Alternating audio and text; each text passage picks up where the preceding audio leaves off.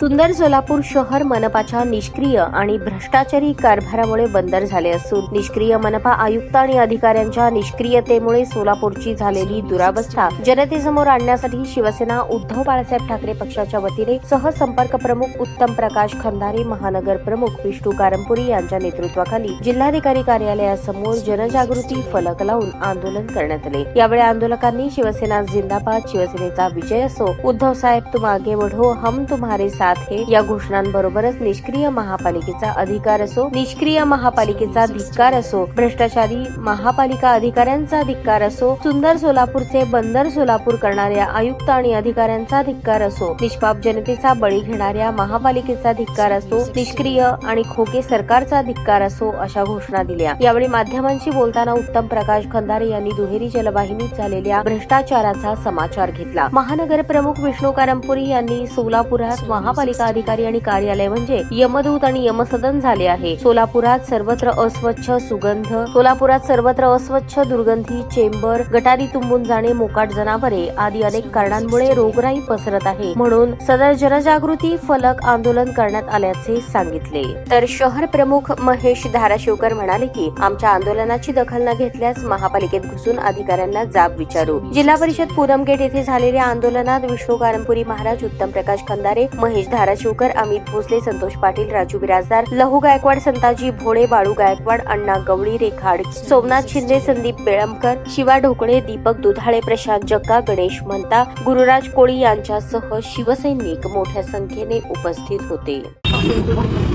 शिवसेनेनं वारंवार ड्रेनेजच्या विषयावर, रस्त्याच्या विषयावर, मोकाट जनावरांच्या विषयावर, पाणी पुरवठ्याच्या विषयावर आंदोलनं पुकारलेले आहेत, परंतु आम्हाला वाटते की आम्ही सोलापुरात राहत असून समस्यापूरमध्ये राहत आहोत। सोलापूरच्या महापालिका आयुक्त किती महिने झालं मॉस्कोला गेल्यात आम्हाला माहीत नाही, परंतु आम्ही या ठिकाणी बेवारस असल्यासारख्या नागरिकांची अवस्था झालेली आहे। शिवसेनेनं आता बरीच आंदोलनं केलीत, परंतु परवा आम्ही इशारा दिला होता की आम्ही ऑफिसमध्ये घुसून आमच्या पद्धतीने हिसका दाखवल्याशिवाय अधिकारी वटण्यावर येणार आहेत असं वाटतंय। आयुक्त गावाला गेल्यात, खाली सगळा पट्ट्याबोळ झालेला आहे, नागरिकांचे जीव जात आहेत, परंतु महापालिका या प्रश्नावर काही बोलायला तयार नाही। अशा खुनी महापालिकेला शिवसेना नक्की धडा शिकवेल। जय हिंद, जय महाराष्ट्र। जनजागृती आंदोलनामध्ये आणि महापालिकेला यावरती तुम्ही काय निष्क्रिय म्हणून महापालिका सोलापूर शिवसेना उद्धव बाळासाहेब ठाकरे महानगरच्या वतीने आज हे आंदोलन, जनजागृती आंदोलन घेण्याची परिस्थिती अशासाठी आली की शिवसेनेच्या माध्यमातून गेल्या 2 महिन्यापासून आम्ही चेंबरची पूजा करतो, गटारीची पूजा करतो, नाल्याची पूजा करतो, महापालिकेला आयुक्ताला त्या निवेदन देतो आणि प्रत्यक्ष महापालिका अधिकारी स्वतः येऊन व्हिजिट करतात, तरी देखील त्यांना लक्षात येत नाही। आज कुठल्याही रस्त्यात जावा, कुठल्याही बोळात जावा, पाणी पूर्ण भरून गेलेले आहे। अशा परिस्थितीत झाकणाच्या बाबतीमध्ये जर विशेष आम्ही आंदोलन घेतलं तरी देखील त्या झाकणाचं लक्ष भिन्न पुणे नाका येथे एक महिला, गरीब महिला ज्याच्या विनाकारण निष्पाप बळी गेला, त्या महिलेचा बळी गेल्यामुळे महापालिका अधिकाऱ्यांचा आयुक्तांना संबंधितावर सदोष मनुष्यवधाचा गुन्हा दाखल करावा अशी आमची मागणी आहे। त्याचबरोबर 25 लाख रुपये त्या महिलेला, त्या कुटुंबाला द्यावं अशी सुद्धा आमची मागणी आहे। आणि हे आंदोलन घेण्यामागे हे सुद्धा आमचा एकच उद्देश आहे। आम्ही त्या अधिकाऱ्यांना तिथं घुसून मारलो असतो, या अधिकाऱ्यांना त्या ठिकाणी आम्ही जाब विचारला असतो, पण जनतेला कळायला पाहिजे, जनतेला कळायला पाहिजे की महापालिका प्रशासन काय करते।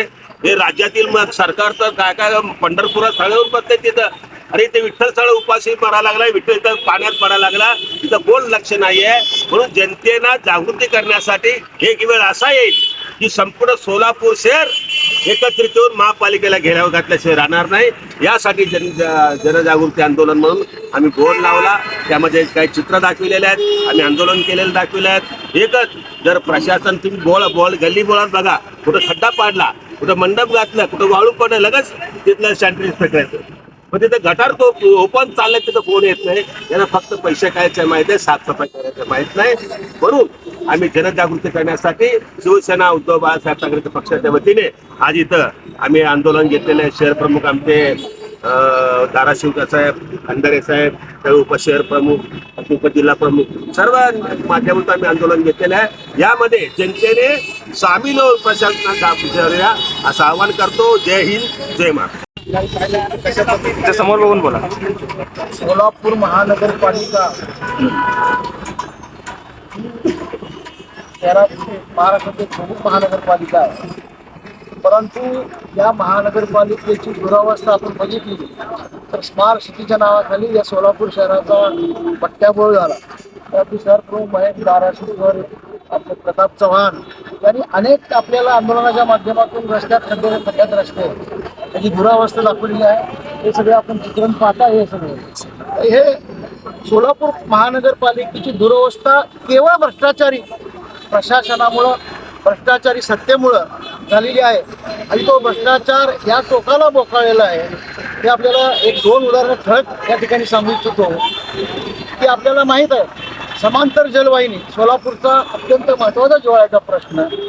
या जलवाहिनीचं टेंडर निघालं, ते काम माजी महामहिम राज्यपालाच्या पाहुण्याने आंध्रच्या घेतलं, अर्धवट सोडलं, परंतु त्याला काळ्या यादीत टाकल्यानंतर परंतु काळ्या यादीतल्याच ठेकेदाराला हे काम परत देण्यात आलं आणि ज्या महालक्ष्मी कन्स्ट्रक्शन कोल्हापूर यांना हे काम मिळालं होतं त्यांचा मक्ता लवाद नेमून रद्द केला आणि परत काळ्या यादीच्या ठेकेदाराला हे काम देण्यात आलं.